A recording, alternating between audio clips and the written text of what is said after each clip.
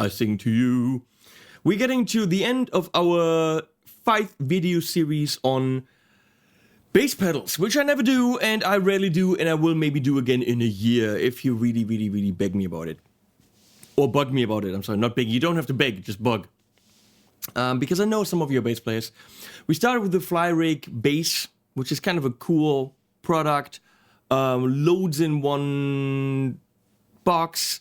None of it really amazing, but everything in one box for $315 and very thin and small.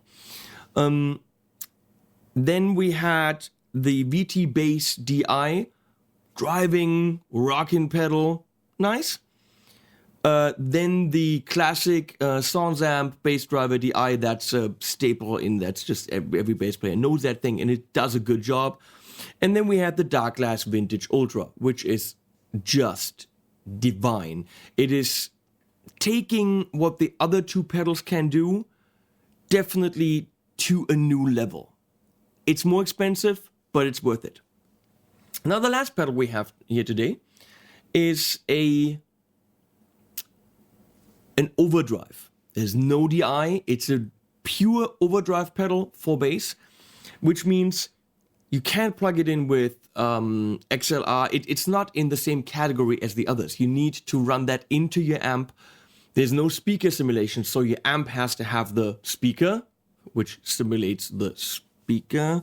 What I'm doing right here is I'm running the Blueberry Bass Overdrive into the Dark Glass Vintage Ultra, but only clean. So I'm using it as my amp and DI pedal. So I'm pretty much driving the DI pedal, the Dark Glass Vintage Ultra, which then also has the speaker simulation built in. That's a realistic situation. Show it from the side, Leslie, which is a nice view. Mad Professor makes pretty pedals. Okay? It is a pretty pedal. I like the Mad Professor chassis. I like the size. They're not super high. They're relatively small pedals, super high quality, and this is as simple as it comes. 3 knobs, that's it. So go to full, so we can see it from the top. There we go. We have 3 knobs: volume, drive, self-explanatory, and of course, the nature knob? Whatever is the nature knob? I don't know. I didn't read the manual, so shame on me. But you know what? A good idea to find out what the nature knob does is by fiddling around with it and listening. Leslie, a word of warning. Right now, pedal side is the main window. If you're going to make this small, you're not going to reveal me. So you might have to cut main cam as the main cam and then make it small. And then make it small. So make it small, Leslie. She usually does a great job making it big, if you know what I mean.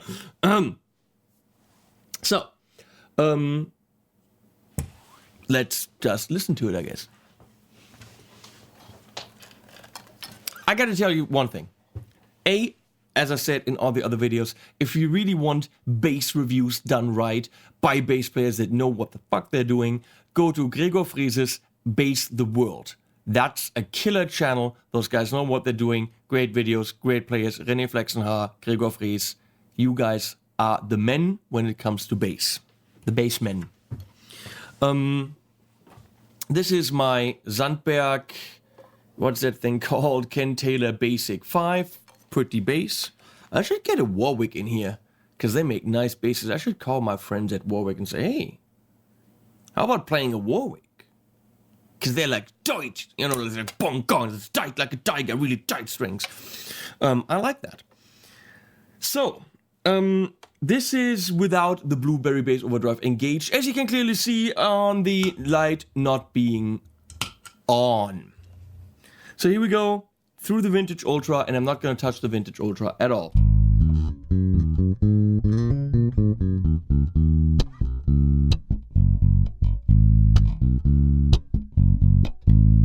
Beautiful.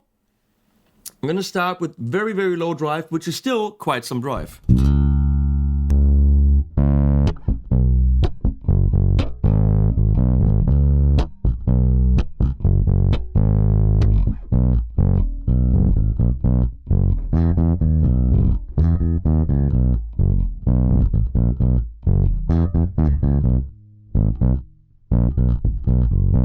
I don't know. Switch to a pick.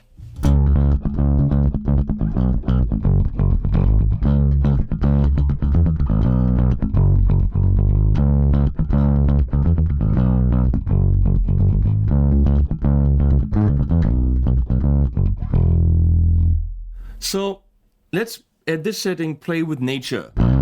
That sounds so dirty. Let's play with nature.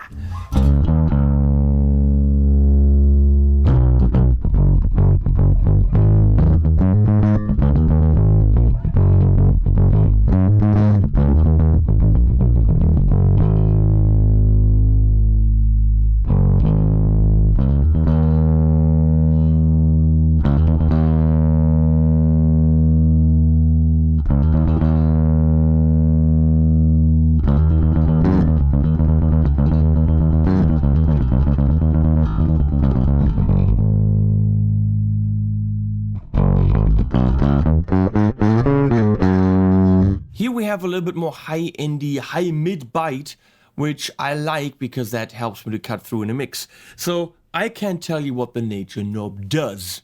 It does something, I just don't know what it is.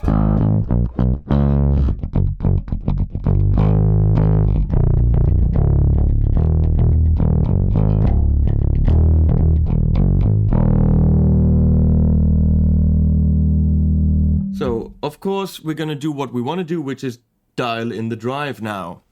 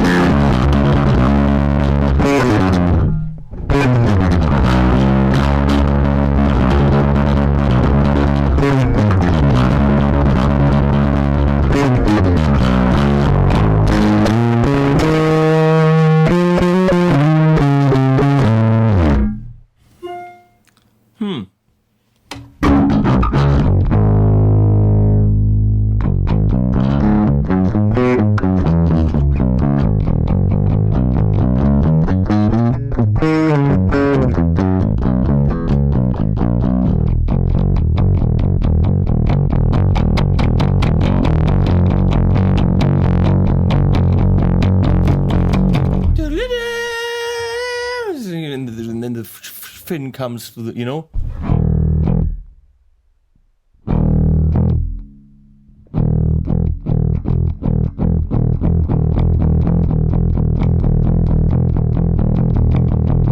And then the fin, and then rawr! Yeah, okay. Not the fin, not like the guys from Dark Glass. That's not what I'm talking about. Actually, blue. Mad Professor, they're also fins. Get it? That's funny. Get it? Get it?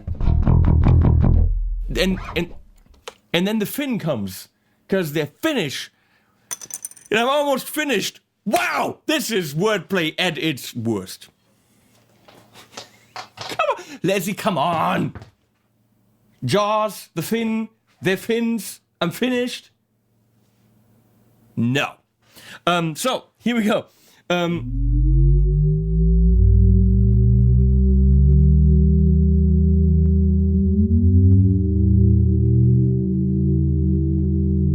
Blueberry Bass Overdrive. Well, let me be honest. This has nothing to do with the quality of the drive. This has everything to do... You can make it a little bit bigger, Leslie. That's what she said. No. Really not. Thank you. It has everything to do with me not being a friend of distorted bass. Slightly driven bass by like a tube amp or a tube emulation, like the Dark Glass, yes. But blatant distortion on the bass, I don't get it. I do get it if the guitar player changes into a solo and the bass has to all of a sudden fill those frequencies, fill those harmonics up there. Yes, kick it in, good. But as a general idea, I don't understand distorted bass. I understand slightly driven bass, again, to bring in these harmonics. I'm not a big fan of an overdrive on bass. I'm not a big fan of a delay on bass. I just think it doesn't make a lot of sense in those low frequencies. Now, I think the bass gets its distortion by sitting on top of the guitar. If they're a unit, here's the guitar being distorted, here's the bass. If they're a unit, the guitar doesn't have to have a lot of low end. That's what the bass does. The bass doesn't have to distort. That's what the guitar does. And if they're together, like a nice couple walking in the sunshine, walking on sunshine, then the bass will sound distorted and the guitar will sound like it has low end. Then again, there are situations where that simply doesn't work, where something like the Blueberry Bass Overdrive is a good solution. I like it where it's set right now, where it's where it's dirty, making the bass saturated and fat and really popping out of a mix. I don't like it in the higher settings, simply because it's not something I prefer. If you do, you just heard the sounds, please make up your own mind. I can't give you an honest opinion about overdriven bass because it's not my cup of tea. This is my cup of tea. Wow, it's brilliant today. What I can tell you, however, is in the lower settings, I like it. And those fins from Mad Professor know what they're doing. I've liked all their guitar pedals so far. Actually, I've got 1, 2, 3, got 6 of them right there. And every single pedal was a winner. I didn't have to bitch about anything on any of the pedals, which is very rare for me if you know my channel, which you probably don't because you're a bass player and you've never been here. I want to thank you for, if you're guitar players and if you just guys have watched my channel, I want to thank you for indulging me on my 5 bass pedal exploration journey. And tomorrow we're going back to other things. Thanks to Leslie, my producer, for being amazing at switching things. And thank you. Links below in le description. Please support me on Patreon. Use my links if you want to support me in what I do. And I will see you on the Flippity Flop after you've now watched some animals doing animalistic things. Bye-bye.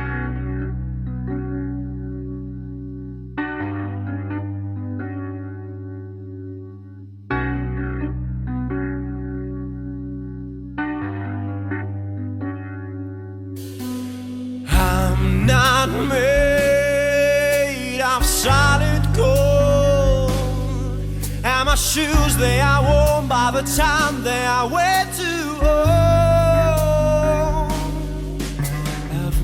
that's been touched.